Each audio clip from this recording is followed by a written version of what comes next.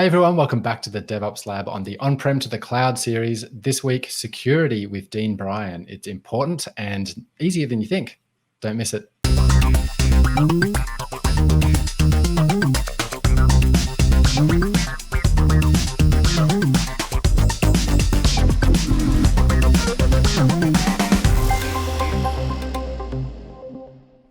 Hey everyone, welcome back to the DevOps Lab, the On-Prem to the Cloud series. This week, I am joined by Dean Bryan to talk about security. Dean, thanks for joining us. Thanks for having me, Damien. Really great to be here. So one question that people might be asking is, we are in the cloud now, so don't we need to not worry about security anymore? Isn't that handled by Microsoft? It's not our servers, so what are we worried about? That would be really nice, wouldn't it? If you could just chuck everything up into the cloud and not have to worry about security. I could retire. I wouldn't need to have a job anymore, worry about security. But unfortunately not. People might have heard of this, right? We have this shared responsibility model. So sure, like it's a massive bonus. A lot of the security that you would have worried about in the cloud, on premises, you don't have to worry about in the cloud. Things like the physical data center, the physical security, and some other heavy lifting that isn't security related too, like cabling and racking and stacking, which I'm sure we've both done plenty of in the past. And then there's even some more benefits in some of the previous episodes when we moved from infrastructure as a service to platform as a service, right? And the cloud provider takes on a little bit more responsibility from us or from you as customers.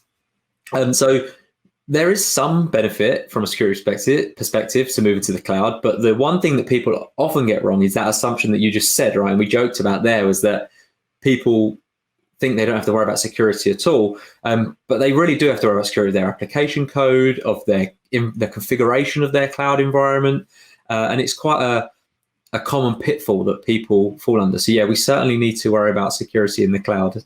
We do need to worry about that. Right. And so, I mean, what kinds of things, you touched on a couple there, the application configuration and things like that. Obviously, that's an important part, but where does that line stop, or how can we find that out?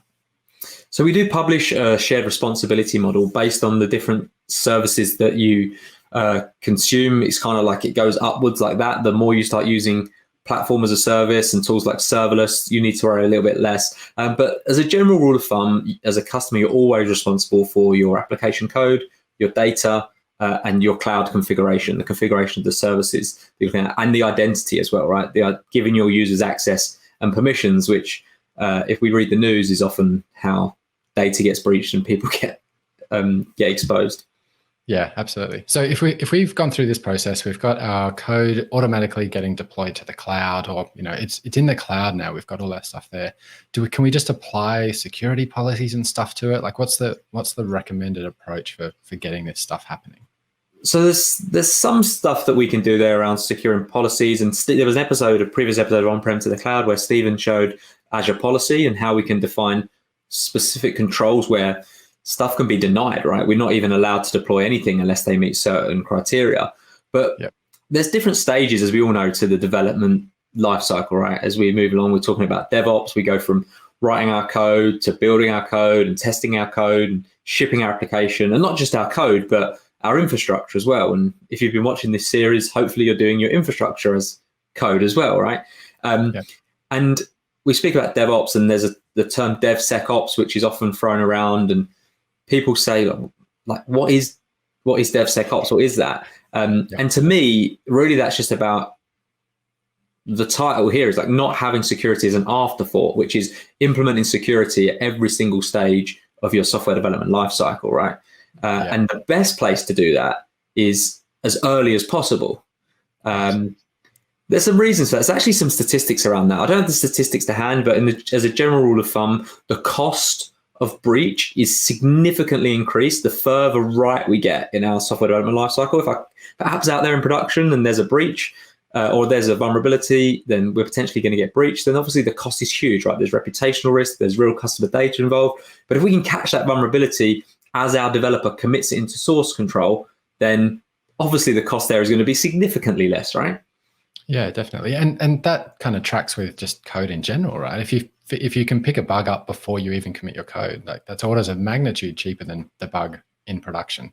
It's just security is another part of the application. Exactly. And I like to look at it from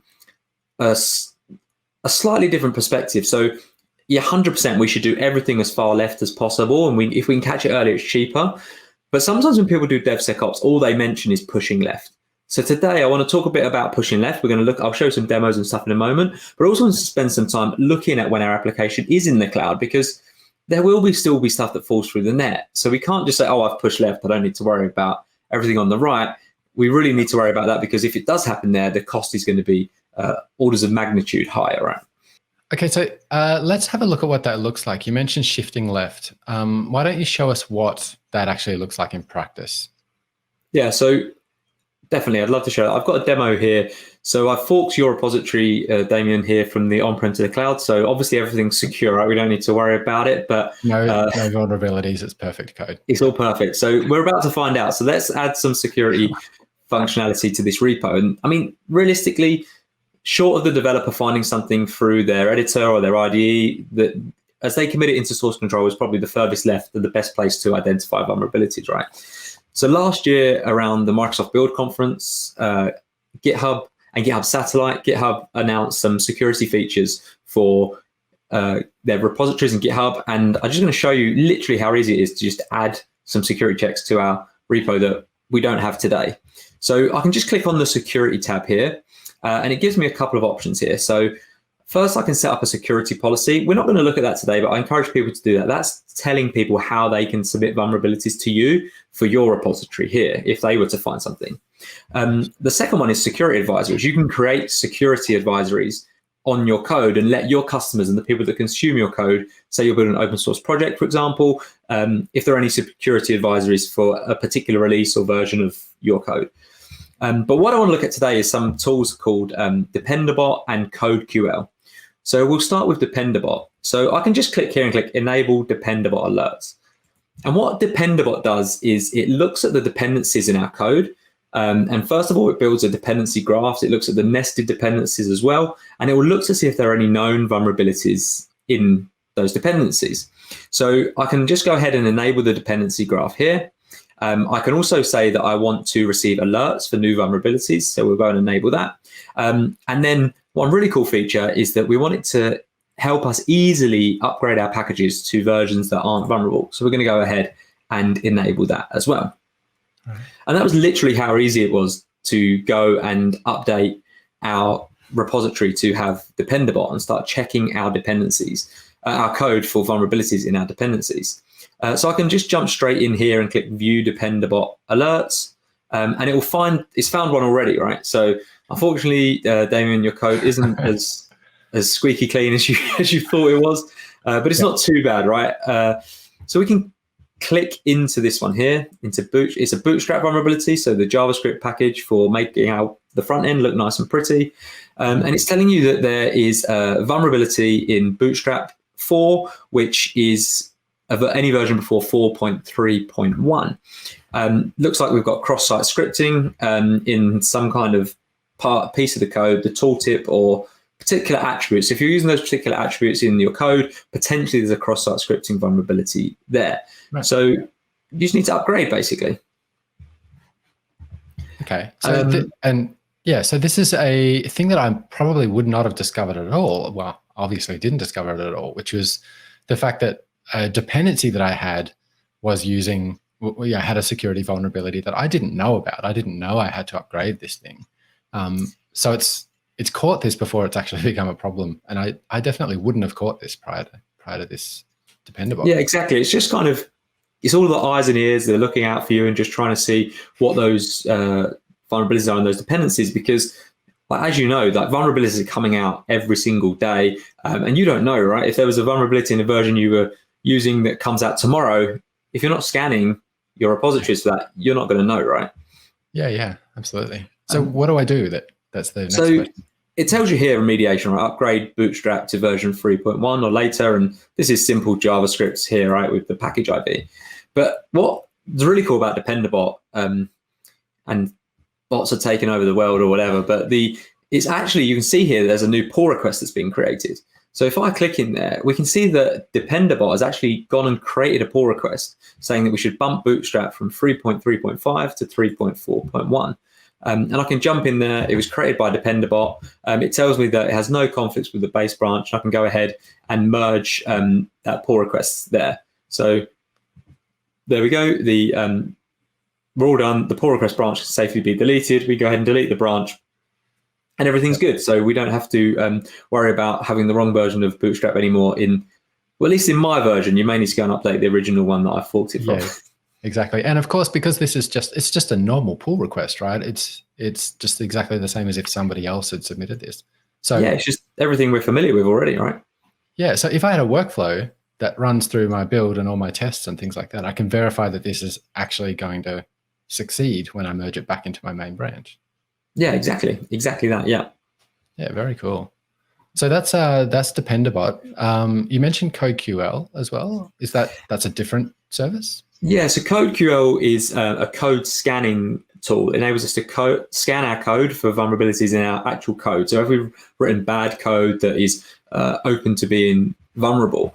So CodeQL is a GitHub offered service. So I click set up code scanning here on my screen, and I get CodeQL analysis from GitHub offered as the main one here. And this actually runs as a workflow. So this runs every time we have a pull request raised or whatever, it'll run this as part of our GitHub Actions workflow. But you can also go and grab some security scans from the marketplace here as well. So we've got Veracode and Codacy. There's some interesting ones in here around Palo Alto Prisma is at IAC. So if people remember the episode with Zach, this was about infrastructure as code. This actually scans infrastructure as code templates. So if this repository was ARM or Terraform or something like that, you can actually you'd probably set up this workflow rather than CodeQL, which is for programming languages, right? That's great. Yeah, really cool. So we're going to set up the CodeQL analysis. So I just click set up this workflow. And this, if people haven't used GitHub Actions, it's literally giving me the YAML here for a workflow that I can go ahead and create. We'll leave the default one here. It uses an auto build here, so it'll automatically try and build our code and scan it. And I can just start commit. So create a new branch. We'll call it CodeQL, propose a new file, and then go ahead and create that pull request. So that's gone ahead and just created a file called codeqlanalysis.yaml in my workflows directory and added that as a workflow. And it will go ahead and actually just run those workflows now as part of this pull request as well. Like, it's pretty meta, I guess it's running them as itself. But now what that means is that we've now got code scanning enabled, and we can come back to this in a moment and we'll be able to see, just like we've got view Dependabot alerts, we'll be able to view our code scanning alerts and we'll be able to see if it's found any vulnerabilities in our particular code. So these two are a pretty good example of that idea of shifting left. Like, we're not shifting all the way to the developer, writing their code, but we're shifting left, certainly left of production, right? Yeah, exactly, 100%. So yeah, this should be caught before we even get into dev, right? Or before we even kick off those kind of release pipeline through our various stages, we should be able to do this straight away. Yeah, that's really cool. And I noticed as well, so I kept saying CodeQL, but it's really code scanning, and CodeQL is just one of the options that's given to you. Yeah, exactly. Yeah. So there's, as you saw there was plenty of third-party options that we could use as well. Maybe if your organization already uses some kind of code scanning, you can just do that straight away. Yeah, it's awesome. Okay. Cool. So that's set up the pull request, and there's a check on that pull request. And obviously, if you put in more than one code scanning tool, you just have multiple checks, I guess. On multiple workflows, yeah, as you would have if you created multiple workflows, yeah. Yeah, that's cool. So we'll have a look at the results of that in a sec. I know it needs to run for a little bit, unless they're going to be ready now. I don't know. Yeah, let's see if they're ready yet. I'm not sure if they will be ready yet. It might take a little while. Yeah, we can come back to that. But generally, it's just going to scan, build out, run it. It has to run and build our code first. And it's just going to tell us things like if there's any kind of mistakes or bad practices in our code, basically. Gotcha. So, all right. So we've shifted left. We've caught a bunch of things left. But you mentioned as well that you can't catch everything. You really want to look at what's running in production as well. I mean, this is only going to check the code that you have in the new code before you deploy it. If you deploy it and there's a vulnerability that comes out later on, or if there's an attack vector that somebody's taken advantage of, like, we still want to know about that stuff, right? Yeah, exactly. And I mentioned that there's a responsibility of the customer to do certain security inside the cloud. And but the good thing is that what we provide as Microsoft is that we give you some tools that help you do that little bit that you're responsible for as well. So in Azure, I'm here in the Azure portal here in another tab, and I'm using a product called Azure Security Center. And this is what we call a cloud security posture management tool. So this is basically looking at our cloud environment, and it's assessing our security posture and saying, are you secure? Are you not? Where could you be better? In fact, it doesn't only support Azure. You can see at the top here that this is a particular demo environment for Security Center that I've got access to, and it's connected to some AWS accounts, some GCP projects, some on-premises environments as well. So it's not just an Azure tool, although we'll be looking at some of the Azure stuff here today because that's where we've deployed our app from on-premises. Yep.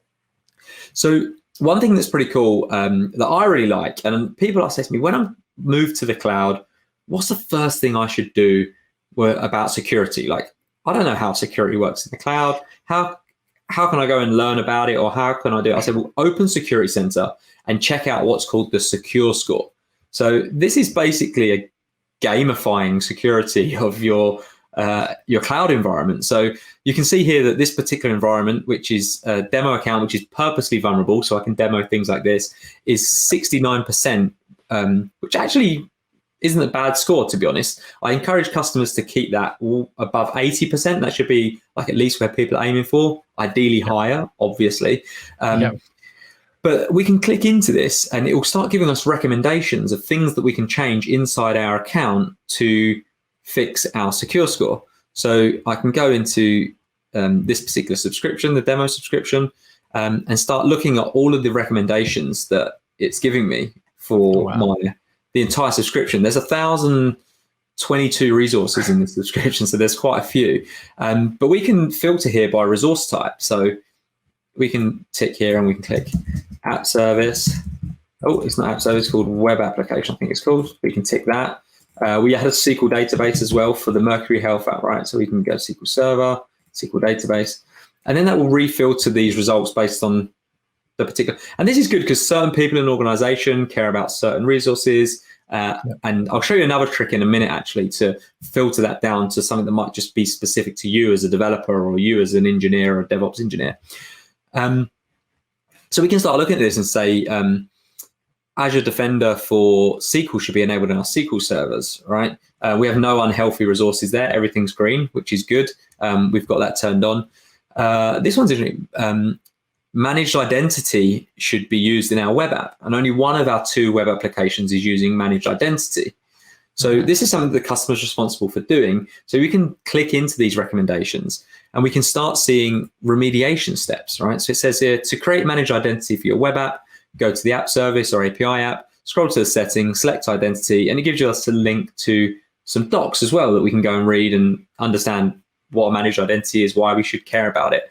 And any unhealthy resources, if there was more than one here, they'd all be listed here. So a really nice way for us to kind of see how we can improve that score and how we just generally improve our security posture inside our environment. Wow, that's really cool. And so it's telling you here how to remediate that as kind of like a go and do this and then everything's fine. But you know, that's from a DevOps perspective, right? We want to make sure that we have this kind of in our pipeline or in our infrastructure as code or something, right?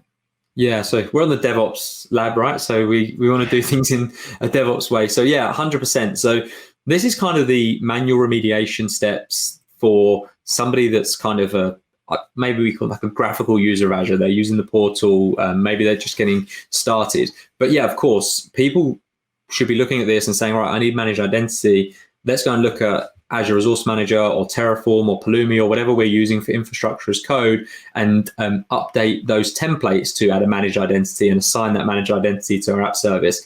And not only our infrastructure as code, but our policy as code too, right? We could maybe define an Azure policy that says every app service, and I'm not actually sure if this is possible, but the kind of thing you could potentially create is every app service must have a managed identity assigned to it, right? And then that would mean that this wouldn't have even been able to be created, right? Because the policy would have denied it, and we would have found that again further left in our development lifecycle. Yeah, and prevention's better than cure, right? So yeah, exactly. Yeah, Yeah, nice. So there's a ton of recommendations here. And obviously, if we looked at My Mercury Health, which I don't want you to do, please don't do that, then we get a similar kind of story. Here are a lot of different things, and we can evaluate which ones we think are important. Yeah, exactly. And there'll be things like, in fact, I know there's one in your Mercury Health because I was looking at it earlier on my version of Mercury Health in the app service, was that by default, actually, app service doesn't mandate HTTPS. It actually opens HTTP and HTTPS. So that's a really easy fix. You can go and update, and you can definitely create an Azure policy that says app services must only be HTTPS. And you can update your ARM templates and your infrastructure code templates to have that, I think it's like HTTPS only as true as the flag on the parameter in your infrastructure as code template. Yeah, awesome. Okay, so this is there's obviously a lot to Security Center, and can't really demo the whole thing, but it's a really important part, I guess, is making sure that you're actually looking at what's going on in production, not just preventing stuff that you know about. Yeah, exactly. And yeah, it's a pretty extensive tool. It does some really cool things, and I encourage people to just check it out. There's a free version, there's a standard version. The standard version you pay per resource, which is managed. It's around $15 a month. It's not extremely expensive given the power that you get.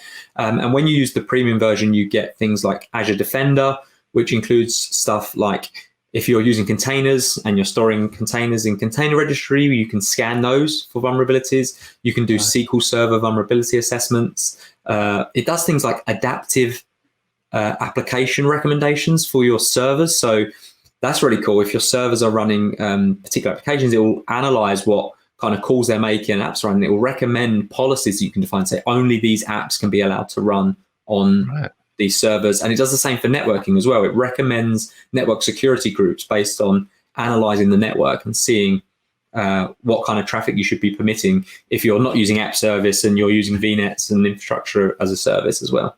That's very cool stuff. Just before we go, let's see if that CodeQL report's let's see this. There we go. So we can go into CodeQL and it's changed to view alerts.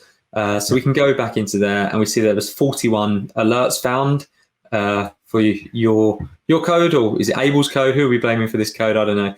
It's definitely Abel's code. Yeah, it's Abel's code. He's not here to defend himself, so of course we'll blame Abel. Yes, exactly right.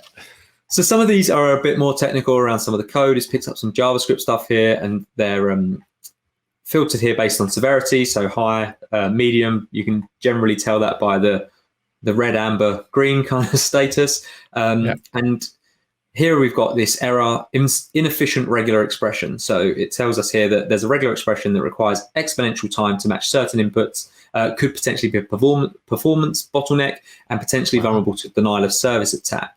It looks like that it can cause exponential backtracking of strings starting with //0 and contain many repetitions of 0 dots. So I guess if someone was able to do that, it looks like there's some kind of recursive exponential loop or something where you could just DOS the system potentially by creating a massive string of zeros or something like that. I'm not that familiar with this vulnerability, but that kind of it sounds like would happen. Looks like there's some more detail here around the specific detail and some recommendations and some regular expressions that it recommends for you to use potentially in your code to prevent this from happening in the future. That is crazy specific. So this is all about like the quality of your code as well, which obviously security vulnerability or vulnerability possibly with denial of service and stuff like that. But even just like the quality of your code, it's a significant thing here. Yeah, definitely looking for more than just security vulnerabilities and just making sure that people are writing good quality code. So definitely worth enabling. And like you saw, right? We literally just clicked a few buttons and raised the PR. And oh, cool. Well, thank you so much for showing us that. Like, obviously, there's a lot to this security landscape, but the big messages I got out of it, try and push left as much as you can, but don't forget about the stuff that's in production. Yeah, 100%. Yeah, hit the nail on the head there. Exactly that. Push stuff left as far as possible. That's going to be much cheaper, but that stuff in production is just as important too. Yeah, awesome. Well, thank you so much for joining me, Dean, for this episode. And for everybody watching, join us next time for another DevOps Lab.